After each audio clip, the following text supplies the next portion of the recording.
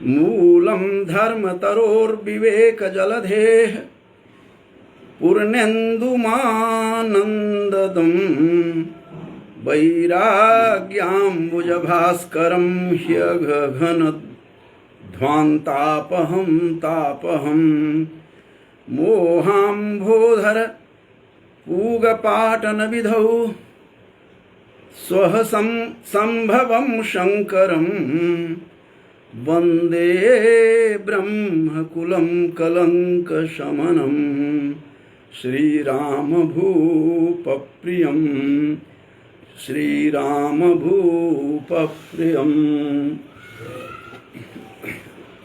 सबको नमन करते हुए आज का जो मेरा वक्तव्य है वह है वाल्मीकि रामायण में अनसुया। बंधुओं, इससे पूर्व भी मैंने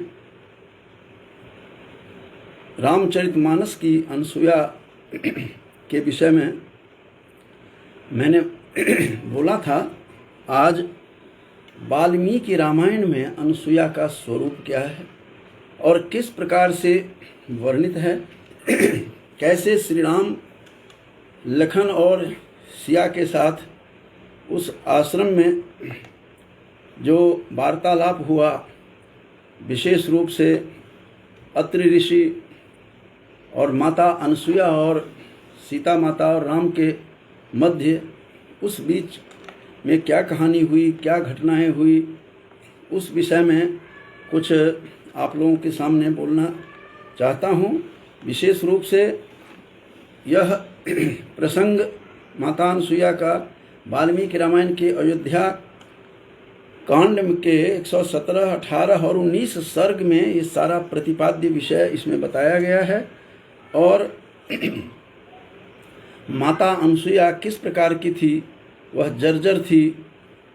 माता अनसुया वाल्मीकि रामायण में जो वर्णित किया गया है, उनका वर्णन आया है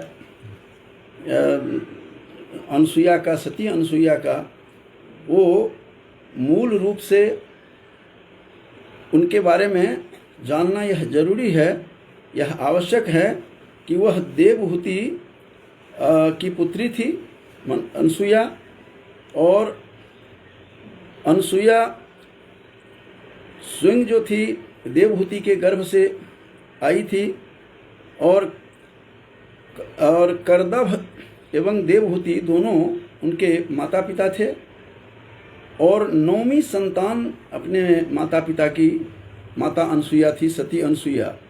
और इसका जब वंश परंपरा देखेंगे तो आपको आश्चर्य होगा कि ब्रह्मा की प्रजापति जो ब्रह्मा थे, स्वयंभू ब्रह्मा की बेटी जो थी वह देवहूति थी और देवहूति की बेटी अनसुया हैं। इसका यही सीधा अर्थ हुआ कि मनु की दौहित्री के रूप में ये थी, मनु की बेटी के रूप में विख्यात थी। अच्छा कुल था और इनका अपना व्यवहार सतीत्व के कारण से त्रिलोक में यह प्रसिद्ध हो गई थी। तीनों देवताओं के माता के रूप में भी इन्होंने आनंद लिया। विशेष रूप से ब्रह्मा, विष्णु, महेश, जो इस वाल्मीकि रामायण के कथा से थोड़ी इतर है, इनके विषय में थोड़ा सा बता दूं ताकि आपको समझ में आए कि माता अनसुया थी कौन। माता अनसुया करदम ऋषि एवं देवहूति के 9वीं संतान के रूप में अनसुया आई थी। और अनसुया के विषय में कहा जाता है कि इनका सतीत्व का प्रकाश इतना फैला हुआ था कि देवगण जब आकाश में विचरण करते थे, देवगण उस समय विचरण करते हुए देवगणों को कहीं न कहीं उनको आभास हो जाता था, अनुभव हो जाता था। उनकी आभा प्रभा आकाश में विचरण करने वाले देवताओं को भी एहसास करवाता था कि उनकी उपस्थिति है, उनका तेज और आभा मंडल कितना उनका प्रभावशाली आभा मंडल रहा है, प्रभा रही है। उसके विषय में यह तीनों लोक में विख्यात थी।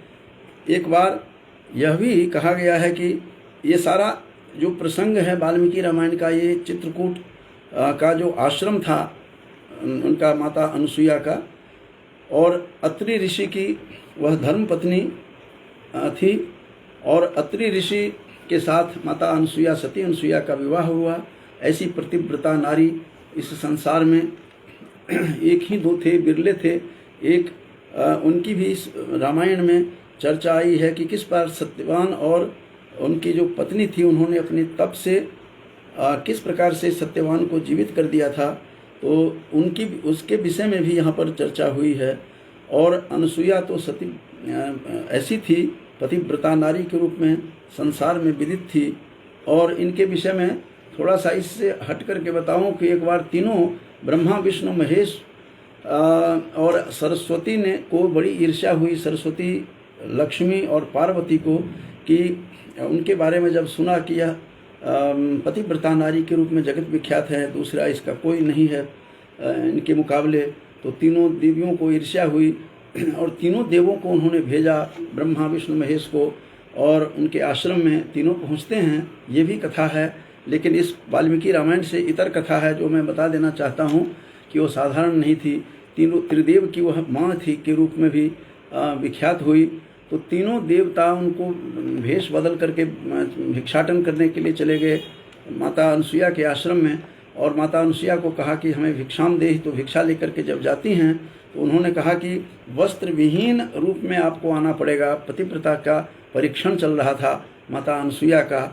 माता अनुसुईया तो स्वयं देवहूति की पुत्री थी, मनु की दौहित्री थी, और एक क्षण भी नहीं हुआ समझने में कि ये तीनों कौन हैं। उन्होंने दिव्य दृष्टि से देखा कि अरे ये तो ब्रह्मा विष्णु महेश आए हैं।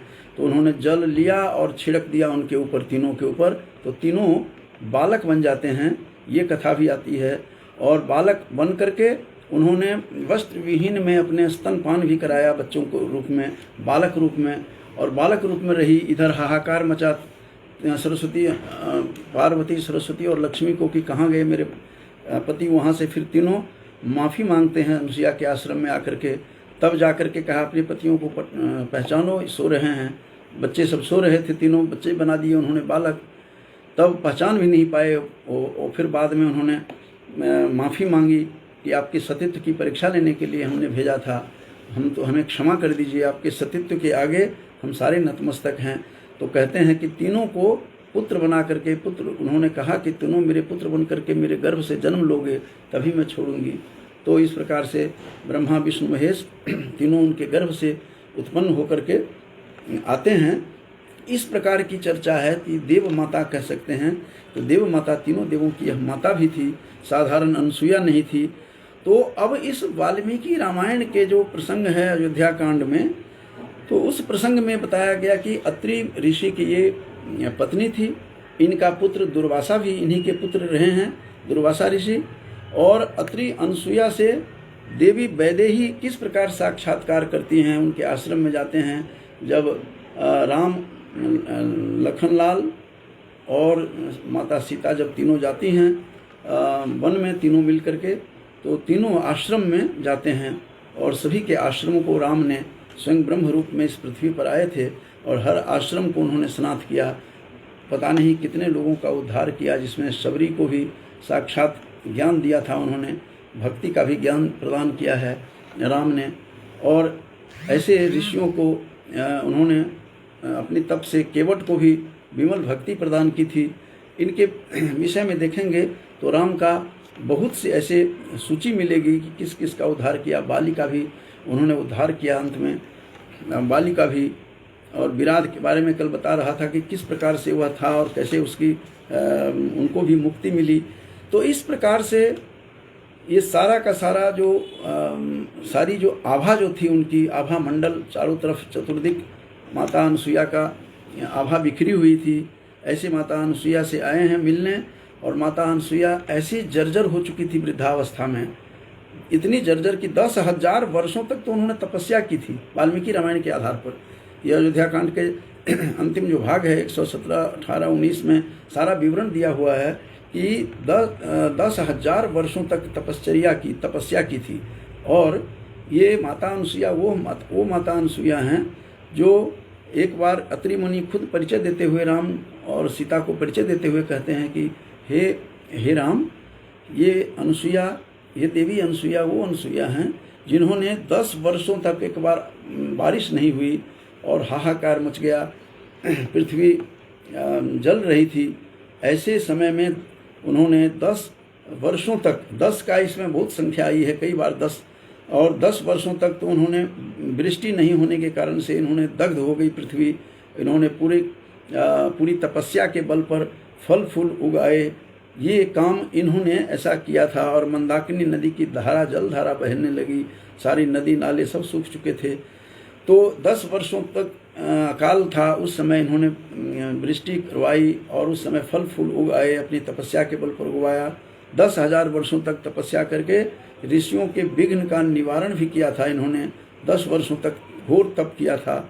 और देव कार्य के लिए, देवताओं के कार्य के लिए 10 रात की एक रात बना दी थी इन्होंने।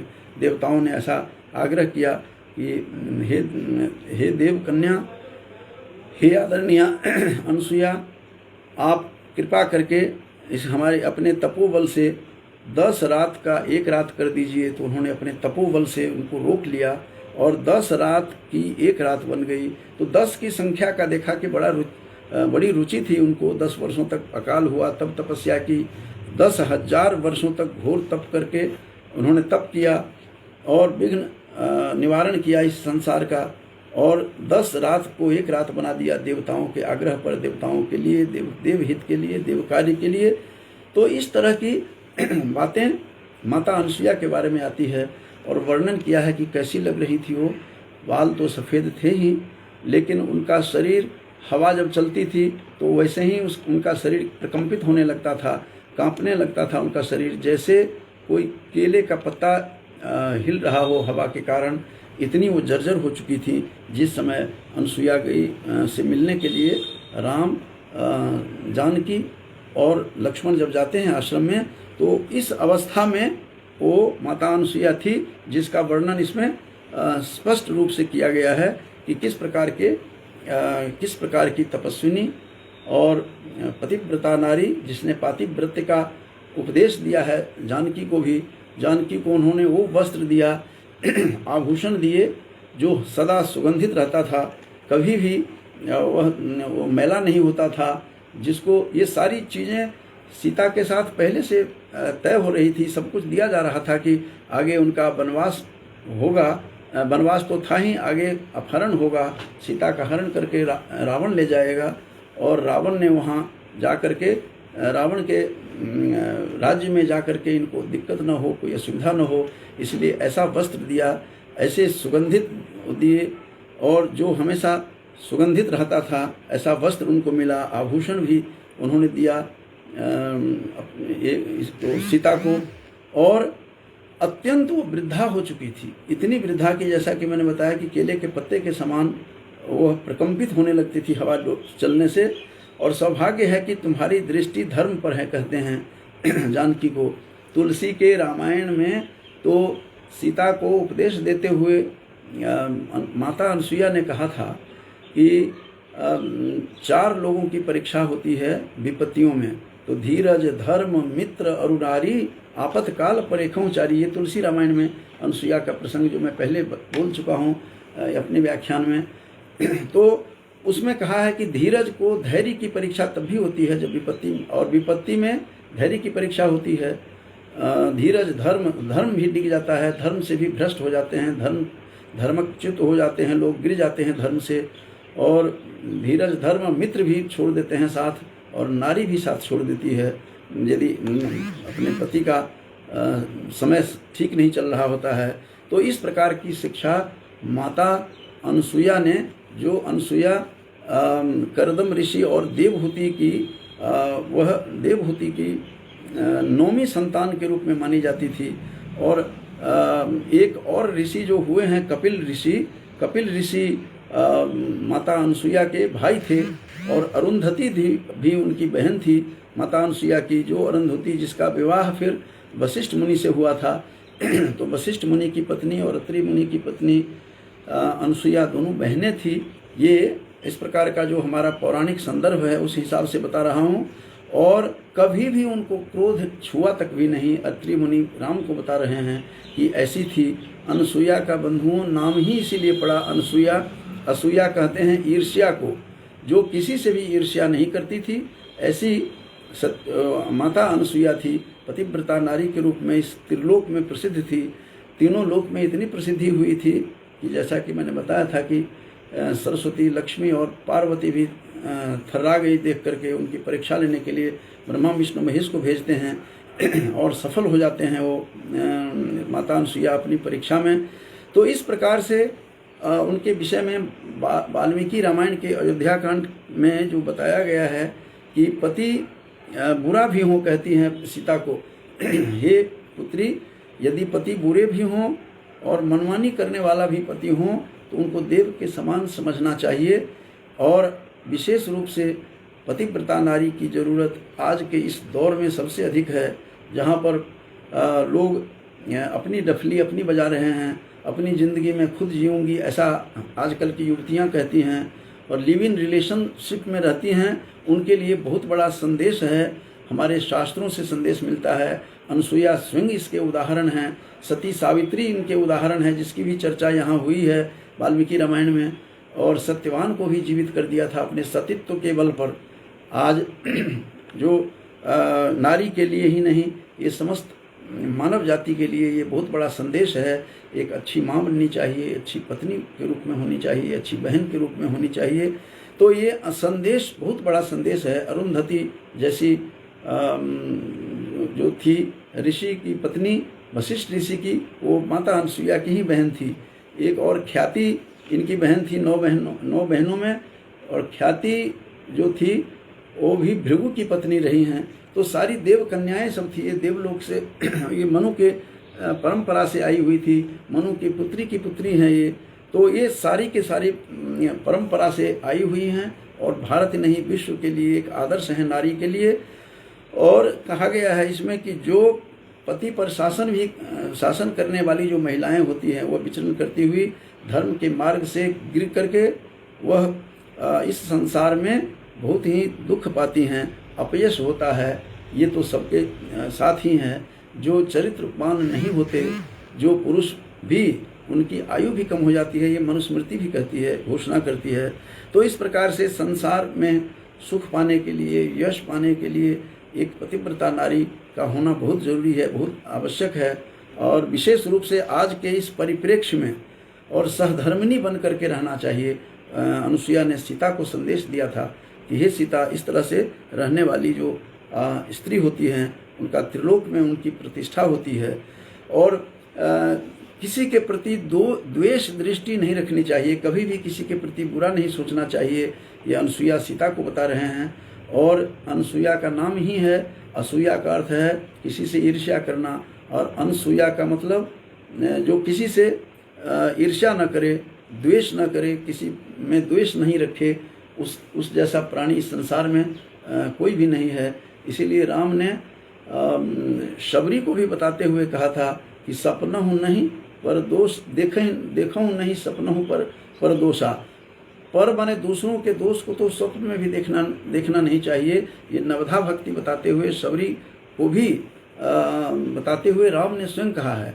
ऐसी शबरी जो कोई उच्च कोटि के उच्च वर्ण की भी नहीं थी, उनका जन्म नहीं हुआ था और कोई ज्ञान नहीं था, और कहती है मुझे दुनियादारी का कोई ज्ञान नहीं है, लेकिन भक्ति के सिवा मुझे कुछ पता नहीं है। तो राम को भक्ति प्रदान करने वो आए हुए थे, और वो अपने तेज से योगाग्नि में वह चली जाती हैं ब्रह्मलोक में।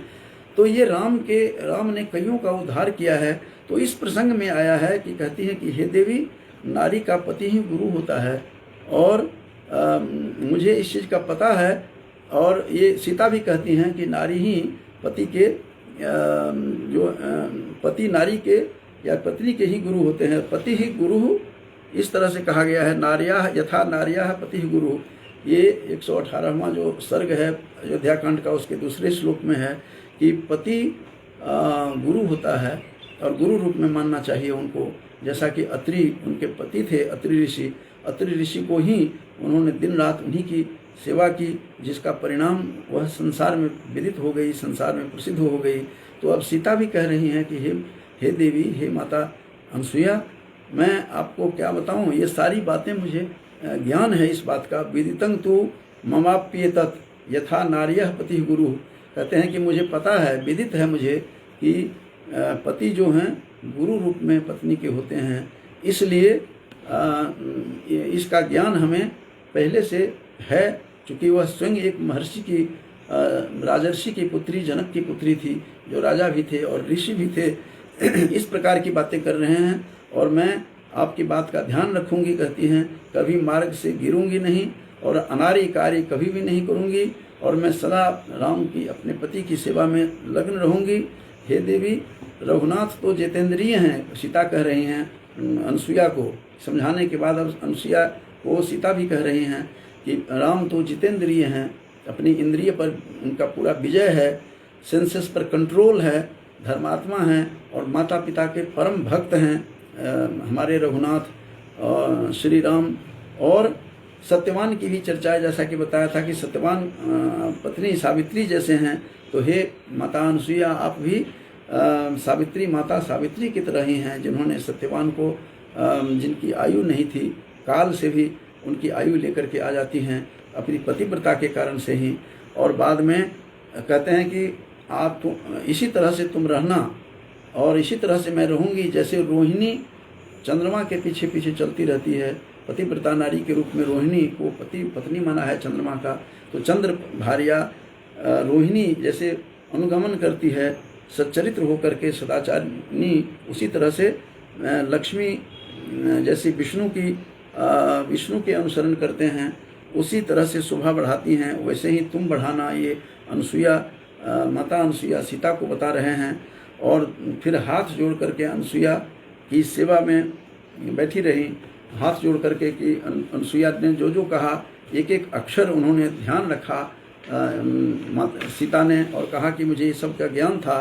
तो अनसुया कहती हैं, हे सीते, राम ने तुम्हें स्वयंवर में जो, और स्वयंवर की पूरी कहानी सुनाती हैं सीता को कहा अनसुया ने कि हे पुत्री, तुम्हारा स्वयंवर हुआ है, ये मैंने सुना है। तो अपनी स्वयंवर की कहानी, अपने जन्म की कहानी सीता अयोध्या कांड में स्वयं सुना रही है कि मिथिला के एक राजा हुए हैं। अनसुया को कहती हैं कि मिथिला में एक राजा हुए हैं, राजा जनक, और वो ऐसे वीर राजा थे कि क्षत्रियोचित सारा काम करते थे, जो क्षत्रियों को करना चाहिए, कर्मनिष्ठ थे, जिसका गीता में भी उल्लेख आया है। गीता में श्री कृष्ण ने अर्जुन को कहा है कि जब भी कभी किसी को कोई समस्या हो तो मिथिला के राजा जनक जैसा करते हैं वैसा करना चाहिए। और कहते भी हैं तीसरे अध्याय में गीता के कि कर्म नहीं ही संसिद्धि मां स्थिता जनकादयः, कर्म में सिद्धि पा करके, कर्म करते हुए संसिद्धि पाई थी। गृहस्थ आश्रम में रहते हुए और गृहस्थ आश्रम में रह करके भी वो सिद्धि को प्राप्त कर लिए थे। ऐसे राजर्षि की मैं पुत्री हूँ। खुद कहानी सुना रही है कि एक समय की बात है कि खेत को जोत रहे थे वो, तो उसी समय पृथ्वी को फाड़ करके मैं निकली थी, पृथ्वी को फाड़ करके मैं निकली, और इसी के कारण जनक जी मेरे पिता के रूप में इस संसार में प्रसिद्ध हुए। उन्होंने उनको, और मैं जब जन्म लेकर के फाड़ करके निकली तो मिट्टी से लथपथ थी मैं, सारा धूल धूसरित थी मैं। मिट्टी से ही जब आई थी तो धूल धूसरित होना स्वाभाविक था। और उसमें औषधि बो रहे थे राजा जनक, तब उनकी दृष्टि मेरे ऊपर पड़ी और उन्होंने उठा करके मिट्टी वगैरह को साफ करके और उन्होंने गले से लगाया और कहा कि भगवान ने मुझे पुत्री के रूप में दिया है, मेरी कोई संतान भी नहीं है अब तक, तो उन्होंने पुत्री के रूप में मुझे गले मिलाए। स्वयं सीता अपने कहानी सुना रही है, स्वयंवर की कहानी अपने जन्म से लेकर के सुना रही है संक्षेप में कि, और सुना रही हैं अनसुया, माता अनसुया को। और मिट्टी से निकले उसके बाद तब उनकी चूँकि कोई संतान नहीं थी तो आकाशवाणी हुई ऊपर से कि हे राजन, आकाशवाणी होती है मनुष्य की मानुषी भाषा में कि हे राजन, हे नरेश्वर, तुम्हारा कथन बिल्कुल ठीक है जो तुम कह रहे हो, मेरी पुत्री है, ये आज से रहेगी, यह धर्मतः तुम्हारी पुत्री रहेगी, यह धर्म कन्या रहेगी, धर्म पुत्री रहेगी तेरे लिए, और इसका ध्यान रखना। और इस प्रकार से बहुत प्रसन्न होते हैं, नाचने लगते हैं खुशी से। एक पिता को और क्या चाहिए, पुत्री मिल गई है, कोई संतान नहीं थी उनकी। और आकाशवाणी के बाद कहते हैं जब मैं विवाह के योग्य हुई तो पिता की चिंता बढ़ गई। हर बाप की चिंता कैसे बढ़ती है, ये वाल्मीकि रामायण में वाल्मीकि लिख रहे हैं। और ऐसी चिंता होने लगी कि मैं क्या करूं, जैसे वित्त नाश होने के बाद जैसे कोई प्रॉपर्टी का लॉस होता है तो जैसे लोग चिंतित होकर के पागल हो जाते हैं, उसी तरह से विवाह के लिए चिंतित हो गए। इसकी विवाह किससे करवाया जाए, इसको बड़ी चिंता थी कि क्या करें, क्योंकि कन्या पितृत्वम खलु नाम कष्टम, ये मेरे पिताश्री हमेशा कहा करते थे, जो पंचतंत्र का है ये, कि कन्या पितृत्वम खलु नाम कष्टम, कन्या का पिता होना ही अपने आप में बहुत बड़ा कष्ट है। क्योंकि ये कलयुग की ही कहानी नहीं है, ये प्रत्येक युग में इस तरह का देखा गया है कि कन्या का पिता होना ये बहुत ही भाग्य की बात है और बड़ी कठिन बात है, जो कन्या का पिता होना। तो कन्या पितृत्वम खलु नाम कष्टम, इसी प्रकार से जनक ने भी, और स्वयं जानकी सुना रही हैं अपने पिता की बात कि मेरे पिताजी बहुत चिंतित थे। मेरे पिताजी तो इतने चिंतित थे, और अयुनिया में थी, योनि से उत्पन्न नहीं हुई, मैं पृथ्वी से निकल करके भूमि जा हूँ, मैं भूमि सुता हूँ, मैं भूमि कन्या के रूप में मानी जाती हूँ। तो पिताजी बहुत प्रसन्न तो हुए, लेकिन चिंतित थे कि अपनी बेटी किसको दूँ। और ये कहानी बता रहे हैं, चाहे इंद्र के समान बाप, बेटी का बाप क्यों नहीं धनवान हो, इंद्र के समान क्यों नहीं ऐश्वर्यवान हो, लेकिन बराबर में ही अपनी बेटी को भी शादी करते हैं, फिर भी उसका अपमान होता है, अपमान उठाना पड़ता है। यह बात जानकी ने स्वयं अपने पिता के विषय में अनुसुईया को सुनाती हुई वाल्मीकि रामायण के अयोध्याकांड में बताया है, जो आज भी हमारे समाज में यथावत चल रहा है। इसीलिए कभी भी किसी कन्या को विवाह, पुत्र का विवाह करते हुए अभिमान नहीं रखना चाहिए और अपमान नहीं करना चाहिए कन्या के पिता को, क्योंकि ऐसा होता है। ये बात जनक ऐसा कहते थे, ये बात स्वयं सुना रही हैं, स्वयं इस वाल्मीकि रामायण के अयोध्याकांड में स्वयं जानकी अनुसुईया के वार्तालाप से पता चलता है कि किस प्रकार से राजा जनक चिंतित हुए कि बेटी का बाप होना कष्टकर काम है, चाहे वह इंद्र के समान समृद्धवान क्यों नहीं हो, इंद्र के समान बलवान क्यों नहीं हो, ज्ञानवान क्यों नहीं हो। बराबर में भी आप यदि शादी करते हैं अपने बेटी की, तो वर पक्ष जो हैं वो हमेशा वर माने श्रेष्ठ रहता है और अपमानित महसूस करता है। ऐसा नहीं होना चाहिए। ये बात जनक के विषय में कह रहे हैं। इसलिए थोड़ा सा मैं इशारा भी कर दूं कि इससे पहले मेरा व्याख्यान में था भी कि सीता का स्वयंवर कैसे हुआ वाल्मीकि रामायण में, उसमें बहुत कष्ट हुआ था। राजा जनक को, राजा जनक ने सभी राजाओं को पहले ही बुलाया हुआ था, एक ही दिन नहीं बुलाया जिस दिन राम ने धनुष तोड़ा था। बहुत राजाओं को बुलाया, राजाओं से स्वप्न में भी यह टस से मस नहीं हुआ। 10-10 हजार भूप आए, वो नहीं उठा सके। ये मानस में कहा है तुलसी ने कि 10,000 10 सहस्र भूप लगे उठावन टरे न टारा, उठाने लगे लेकिन टस से मस नहीं हुआ। भागवत पुराण में कहा गया है 300 योद्धा मंडप में लेकर के गए थे उस धनुष को, जिसमें 8 वाल्मीकि रामायण के आधार पर तो 8 उसमें उसके पहिए लगे हुए थे 8, और इतना बड़ा वो संदूक में, लोहे के संदूक में वो धनुष रखा गया था, टस से मस नहीं होता था। तो राजाओं ने से नहीं हुआ, तो एक राजा ने, तो राजाओं ने क्या किया कि उन पर आक्रमण कर दिया सभी राजा मिल करके, कि हम तो उठा नहीं सके। तो सभी राजा मिल करके जनक पर आक्रमण किया था। ये बात प्रसंग में पहले बता चुका हूँ।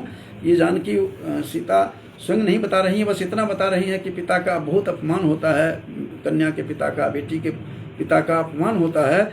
ये अपमान के पीछे जो कहानी है यही है कि सारे राजाओं ने 1 वर्ष तक बंधुओं उनको तंग किया। 1 वर्ष तक राजा जनक को सभी राजा मिल करके उन्होंने तंग किया, इतना कि उनकी सेनाओं को भी नष्ट कर दिया, काफ़ी क्षति हुई।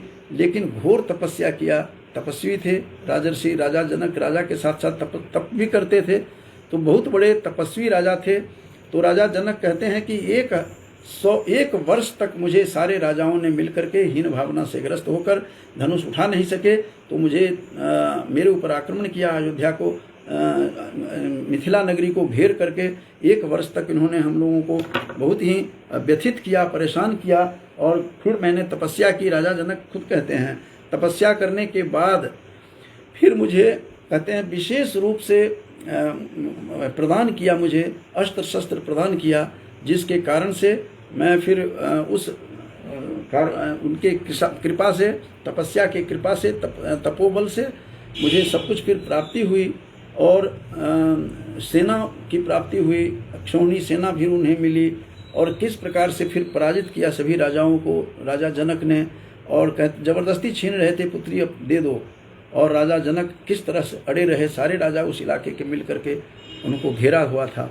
तो ये कष्ट के कारण से शायद जनक ने कहा होगा, जिसकी पीड़ा सीता को थी, उन्होंने युवती थी, उन्होंने देखी अपने सामने पिता के अपमान को, तो यही बता रही है कि पिता बेटी वालों का जो अपमान होता है, वाल्मीकि रामायण में वाल्मीकि कहते हैं, सीता के माध्यम से अनुसुईया से कहते हुए, अनुसुईया सीता संवाद में है कि किस प्रकार से उनको व्यथित हुई थी और राजा व्यथित हुए थे।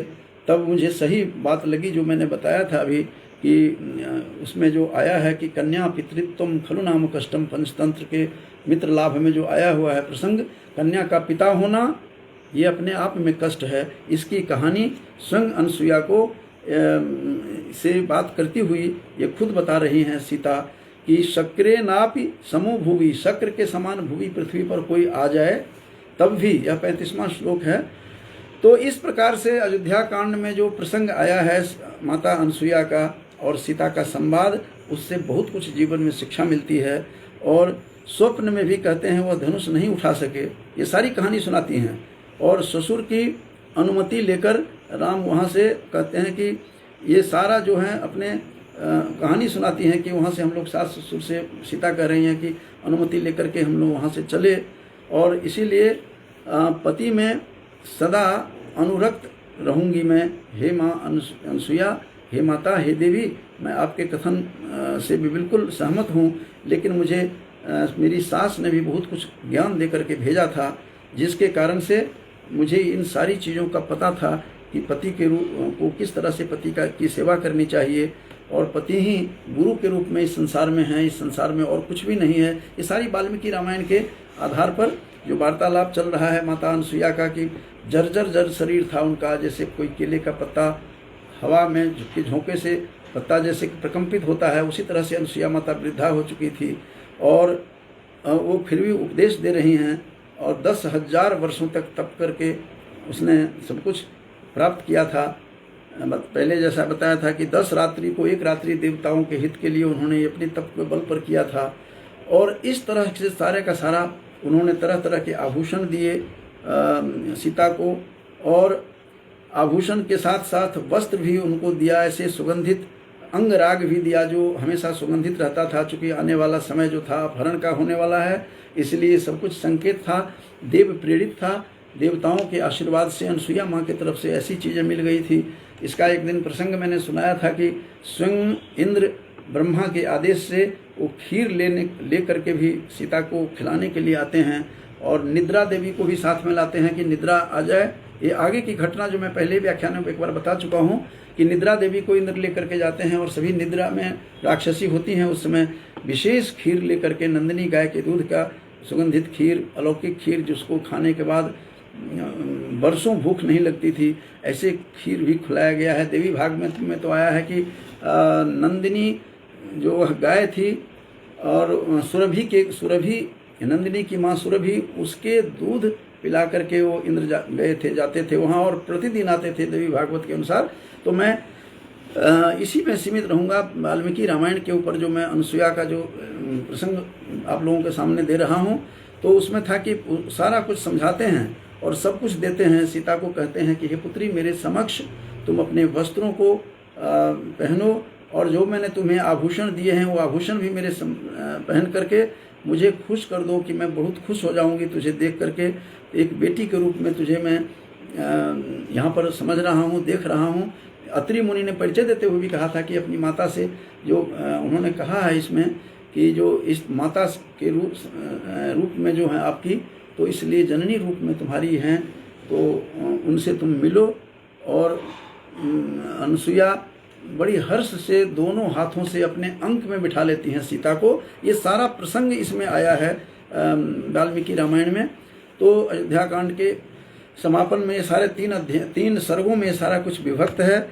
तो इस प्रकार से तब तक देखा कि संध्या का काल हो गया और ये लोग फिर वहाँ पर रात्रि विश्राम करते हैं, वहीं रहते हैं उसी आश्रम में, अत्रि मुनि के आश्रम में। अत्रि मुनि का बता दिया, अत्रि मुनि की पत्नी अनसुईया थी और इन्हीं के पुत्र दुर्वासा ऋषि थे। और इस प्रकार से ये सारी कहानी जो है इनकी चलती है कि किस प्रकार से देवहूति की पुत्री या देवहूति की पुत्री थी माता अनसुईया।